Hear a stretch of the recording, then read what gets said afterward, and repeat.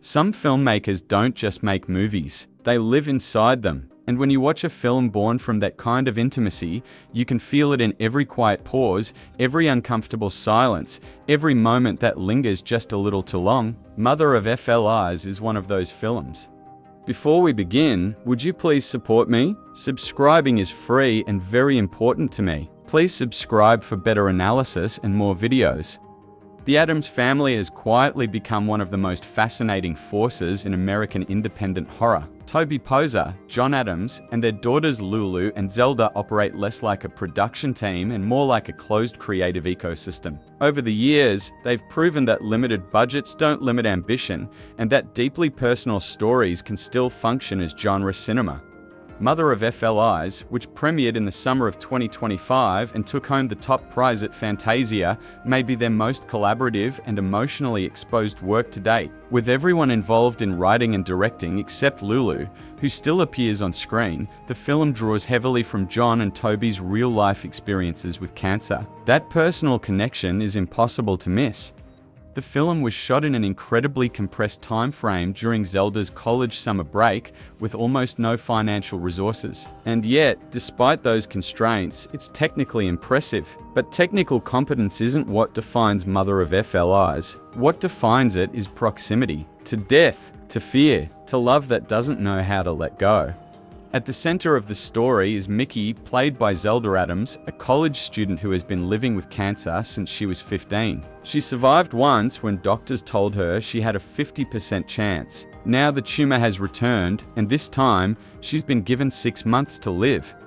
Mickey is written as someone who's been forced to mature too quickly. She's sharp, introspective, almost unnervingly calm. She hides her diagnosis from her classmates, not because she's in denial, but because she's already processed what they haven't. When she finally opens up to her father Jake, played by John Addams, she makes something clear. She isn't afraid of dying. What frightens her is the idea of not fully understanding what comes next.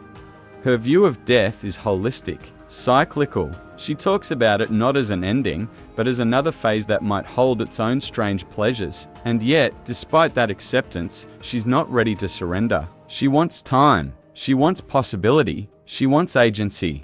That desire leads her deep into the Catskill Mountains in search of a reclusive figure known only as Solveig, played by Toby Poser. Solveig is rumored to be a kind of death witch, though no one ever quite says it out loud. Mickey doesn't explain how she found her. She doesn't justify her choice. She simply insists on going. What's striking is how Jake responds. At least at first, he doesn't fight her. He allows her to decide how she wants to confront her own mortality. That level of trust between parent and child is rare in cinema, especially within horror. It's refreshing, and also deeply unsettling. Solveig's home is unlike anything else in the film. Built around the trunk of a massive tree, it feels both organic and unnatural, part sanctuary, part trap. The architecture evokes something out of a fever dream, as if Frank Lloyd Wright had designed a ritual space instead of a house. Solveig herself looks exactly like someone you wouldn't want to meet when you're at your most vulnerable. Draped in dark grey, her impossibly long black hair falling in waves around her face, she's constantly surrounded by FLIs. Not metaphorically, literally, they cling to her presence like a living aura. She's not overtly cruel. She's not warm either. Her manner is distant, strange, and deliberately ambiguous, and that ambiguity defines the rest of the film.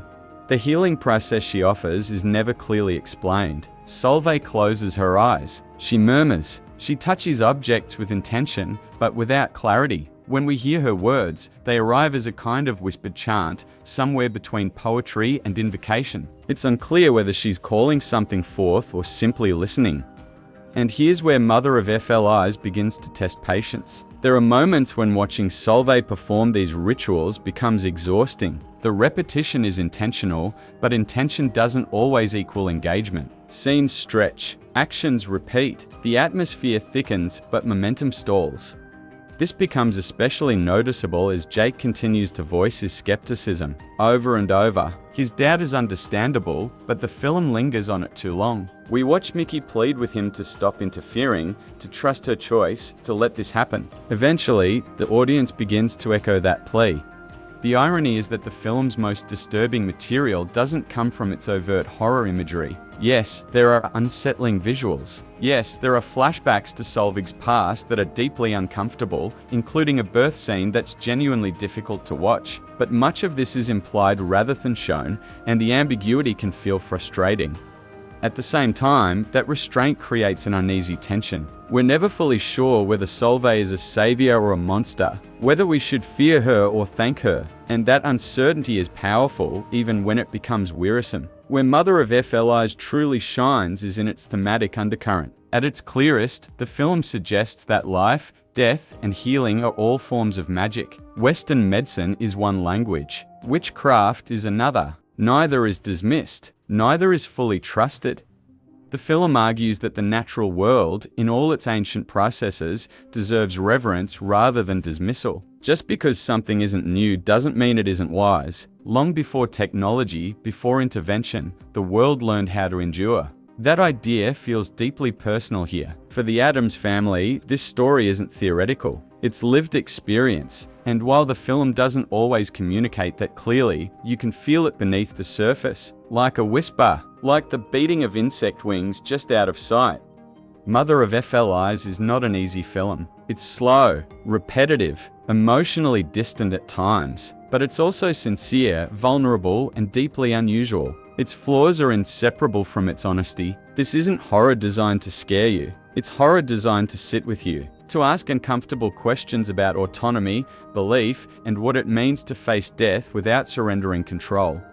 Mother of FLIs began streaming exclusively on Shudder on January 23, 2026, and whether it fully works for you or not, it's the kind of film that reminds you why independent horror still matters. Stay sharp, stay curious, and I'll see you in the next one.